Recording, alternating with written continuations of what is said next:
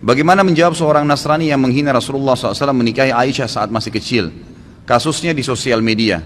Dibantah. Apa urusannya dengan Nabi SAW menikah dengan Aisyah? Apa urusannya dia mau mengurus Nabi kita? Gak ada urusannya itu. Gitu kan?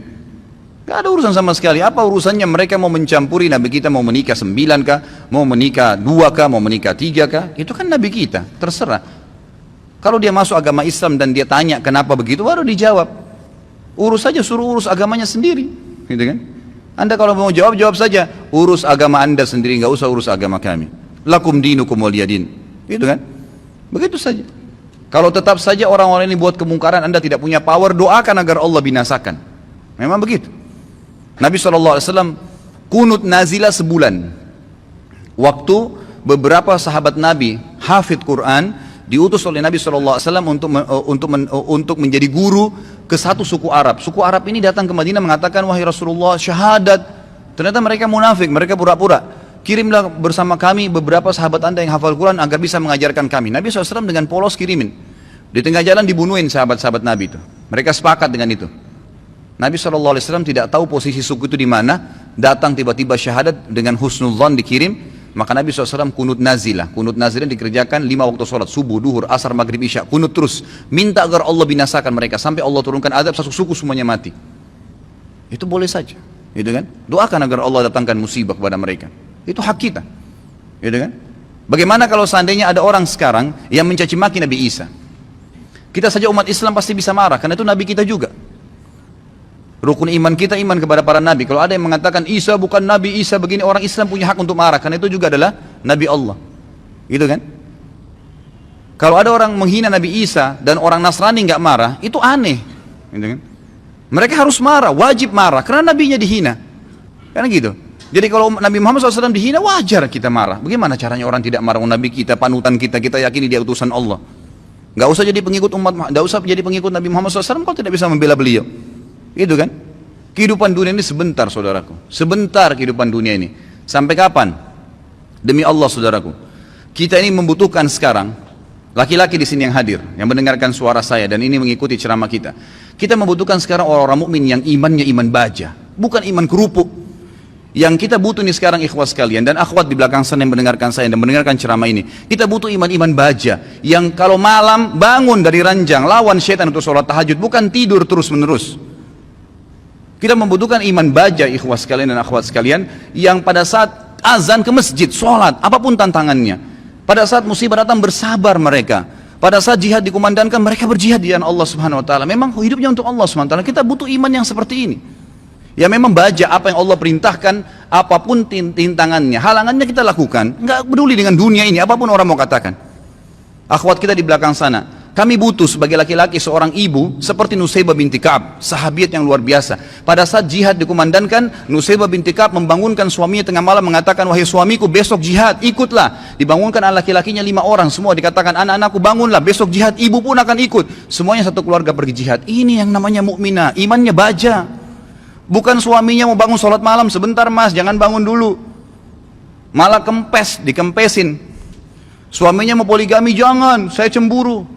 Hukum Allah Subhanahu wa taala. Kita butuh wanita mukminah seperti Aisyah radhiyallahu anha. Waktu Nabi SAW menikah dengan Zainab, disambut oleh Aisyah dengan senyum karena dia tahu ini hukum Allah, gitu kan? Masalahnya imannya iman baja, bukan iman kerupuk yang diketuk langsung pecah. Nah ini yang membuat umat Islam lemah karena iman kita kendor, kempes, tidak ada apa-apa. Sedikit godaan syaitan, dibisikin sedikit langsung kendor. Pakai jilbab besar kemudian digoda sama temannya, sedikit saja, oh kamu alimnya, ditinggalkan jilbabnya. Subhanallah. Kita butuh orang-orang mukmin dan mukminah yang hadir di majelis ilmu dengan iman baja. Memang mau mempelajari hukum Allah SWT halal haram. Sepertinya anda hadir ini iman baja namanya. Hadir di majelis ilmu sebagaimana orang-orang fasik. Mau berapa jam dari malam sampai subuh di diskotik. Tidak rasa capek tuh. Kemarin ada ikhwah bilang sama saya, Ustadz antum gak capek dari pagi sampai malam ceramah? Saya bilang, ya akhi, orang di diskotik dari malam habis isya pulang kantor, duduk nyanyi sampai kupingnya itu gendang kupingnya mungkin bisa pecah, musik dengan besar sampai subuh, minum khamr, mabuk, dia nggak rasa capek tuh, merasa oh saya tadi malam terhibur. Kenapa kita sebagai orang beriman tidak mengatakan saya terhibur dengan majelis ilmu, saya terhibur dengan bertemu dengan para ulama, dengan sholat malam, dengan membela agama Allah Subhanahu Wa Taala? Ini yang dibutuhkan, gitu kan? Kita butuh seorang muslimah Saudari kita yang seperti Rumaisah radhiyallahu anha, yang pada saat suaminya sedih, dia menghiburnya, anaknya mati. Suaminya sangat sayang dengan anak laki-lakinya. Pada saat meninggal dunia, kata Rumaisah radhiyallahu anha, jangan ada yang sampaikan kepada suami saya bahwasanya anak ini sudah mati, karena suami saya sangat sayang dengan dia.